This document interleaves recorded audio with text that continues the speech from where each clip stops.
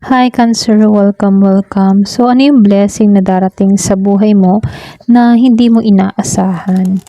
Give me the message for Cancer. Ano yung blessing na hindi mo inaasahan na darating sa'yo ngayong Mayo? Ayan. Give me the message for Cancer.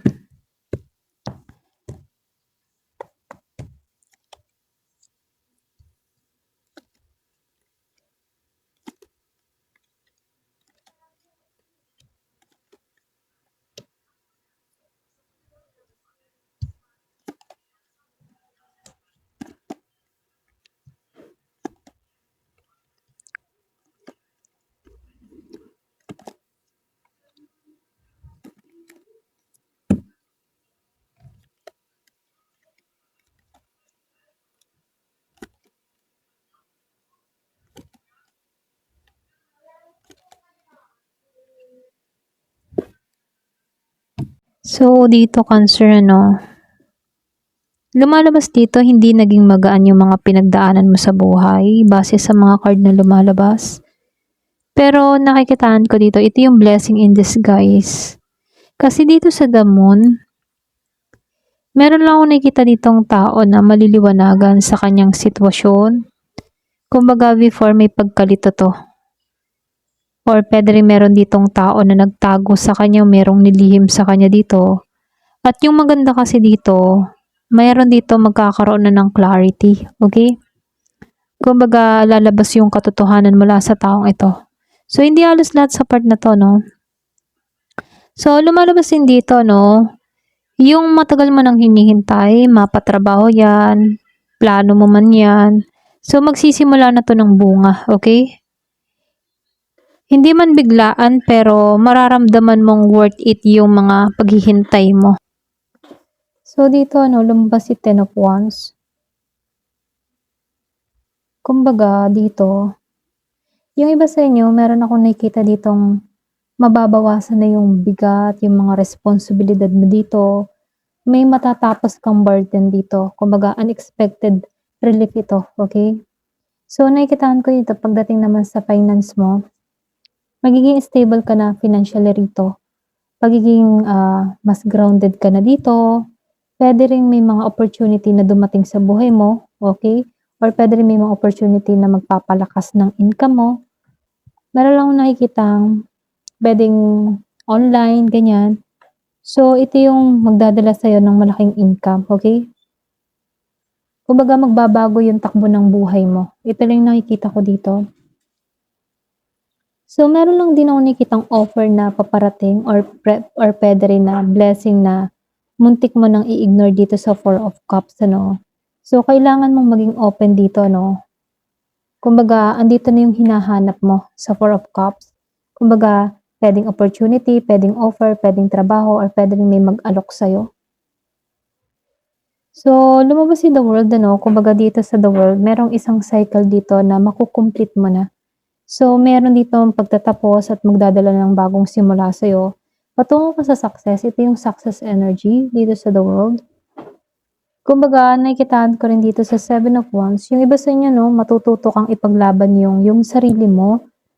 Kumbaga, unexpected gusto, magiging confident ka dito at mas magkakaroon ka dito. Ibang matututunan mo mag-put ng boundary dito.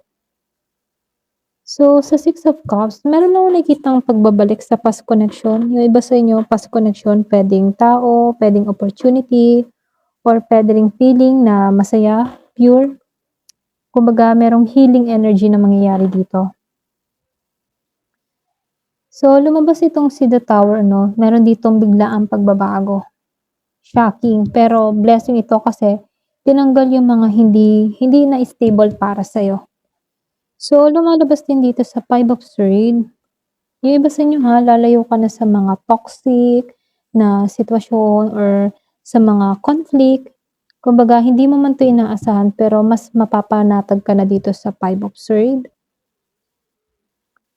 So, nakikitaan ko dito, yung iba sa inyo lalabas yung tunay mong galing. Sa Five of Wands, kahit may mga challenge, may mga kompetisyon, mapapalakas ka nito. Kasi dito mahahasa yung angkin mong galing. at lalabas yung tunay mong kakayahan. Excuse me. Excuse me po. So, may darating ditong tulong ha. Yung iba sa inyo, pwedeng manggaling kay Taurus. Yung iba sa inyo, Six of Pentacles. Merong taong tutulong sa'yo or meron ditong financial support or meron lang taong mapagbigay, mag-aabot ng tulong sa'yo rito. Pwedeng magbigay or pwede ring bumawi sa'yo or pwede ring magbayad ng utang sa'yo. Okay? Kumbaga meron kang marireceive na blessing, biyaya rito. Pera. Iba sa inyo, meron kang perang marireceive dito. So, lumalabas dito may paglawak, may paglago. Yung opportunity mo, kumbaga lalago, mapa-online, or pwede rin meron ditong bagong direksyon pagdating sa career, maging sa buhay mo. So, nakikitaan ko lang din dito, pwedeng travel din yung iba sa inyo. Kung may bala ka mag-travel, meron lang nakikita dito paglayo. Okay? So, nakikitaan ko rin dito, dito sa King of Wands, meron ako nakikitang leader energy. Very confident tong tao na to. Kumbaga, papasok to sa buhay mo. So, nakikitaan ko dito, fire sign, Aries, Leo, Sagittarius, pwedeng may pumasok sa buhay mo na ganitong tao. Or pwede rin ikaw mismo, ganito yung energy mo, Very confident, may pagka-leader energy, pwedeng tutulong sa'yo or papasok sa buhay mo, okay? Makakatulong sa sitwasyon mo. So, lumalabas dito, merong celebration na mangyayari, pwedeng event, pwedeng reunion, or stability sa bahay, or maging sa relationship, magiging matatag, magiging maayos, magiging maganda yung takbo ng pamumuhay rito. So, nakikitaan ko rin dito, marami kang choices na paparating. Blessing ito kasi, hindi mo kailangan pumila, or hindi mo kailangan pumili ng maayos, kasi nakikitaan ko dito, kusang darating to sa'yo. Okay? So, nakikitaan ko rin dito, Cancer. Yung blessing mo kasi ngayong Mayo ay paglinis ng buhay mo. Para bang matatanggal ka na sa mga masalimuot na pangyayari or mahirap na sitwasyon, mga pagsubok, maalis na yon. Kumbaga, bagong opportunity na yung parating sa buhay mo. May mga biglaang pagbabago dahil lumabas itong si the Tower at si the Moon. So, ito yung magdadala sa'yo ng mas stable at mas masayang pace, okay? Mas masayang buhay. Ito yung magbibigay sa'yo ng paglago. Ayan. Ito lang yung nakikita ko. Ayan. Thank you for watching. Love and peace.